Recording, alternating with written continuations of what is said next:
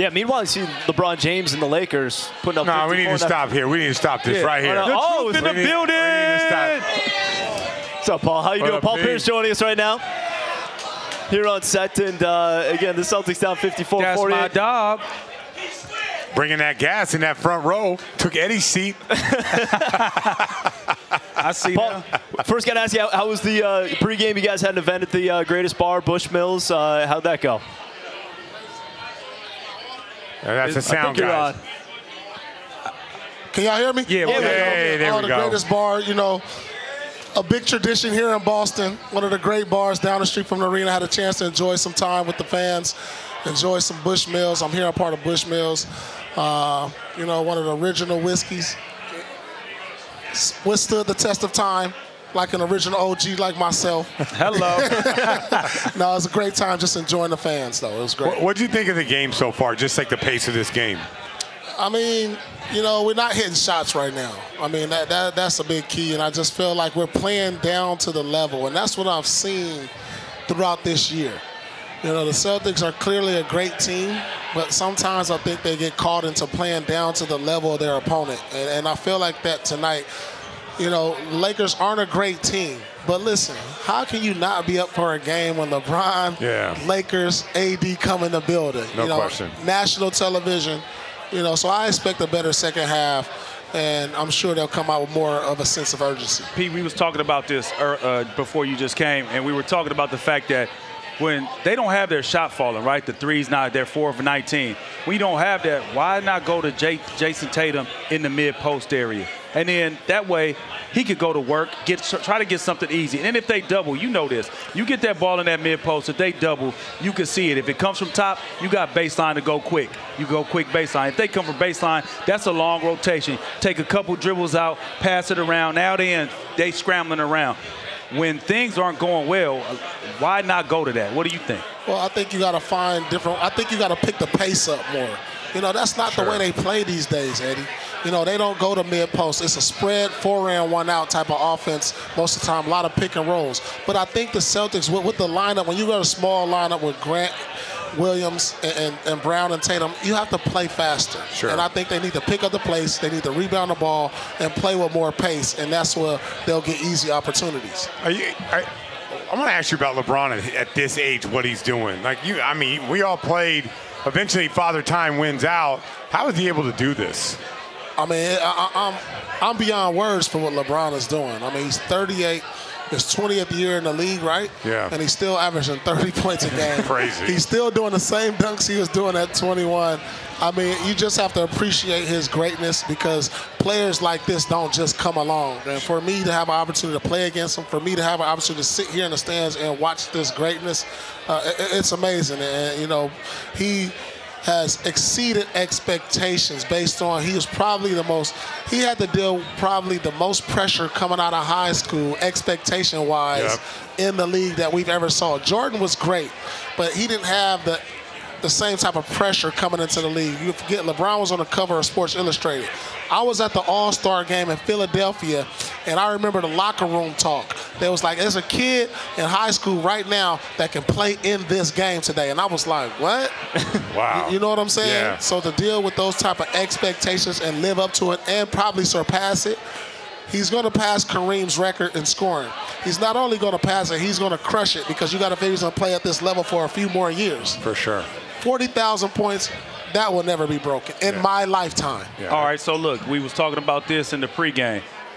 You taking LeBron or who greatest of all time? Who to go, LeBron or Jordan? I really think we really have to wait until LeBron's career is over. I mean, he's still. Who you taking, Pete? Stop playing with me right now. I'll be diplomatic. LeBron's career, that's like, I can't rank guys who are still in the process. You know, and I had to really think about this, Eddie. Like, I'm going to appreciate his greatness, but I can't say until he's done, said and done. Because say he goes out here and wins a couple more championships. He passes Kareem. He has the most All-Stars ever. I mean, numbers-wise, if you just look at numbers, that ain't what I'm saying. It's gonna be debatable. I'm not saying the numbers. I'm talking about who you taking, LeBron or Jordan. Stop playing with me. Well, right now it's Jordan. Okay, right now. that's all I'm trying to say. Right now it's Jordan. Regardless about the numbers. LeBron can pass Jordan. And he's probably got a little ways to go, too. We're talking about that as well before the game. Right now is Jordan. All right, let's get to some of the halftime stats presented by Ace Ticket. Get your Boston Celtics tickets at the lowest prices with the service you deserve. Visit aceticket.com or call 1-800-MY-SEATS. You funny. And he over here in the barbershop right now. He's calling you out. I'm just saying, though. Being diplomatic up here, man. You already put your Bushville ad in.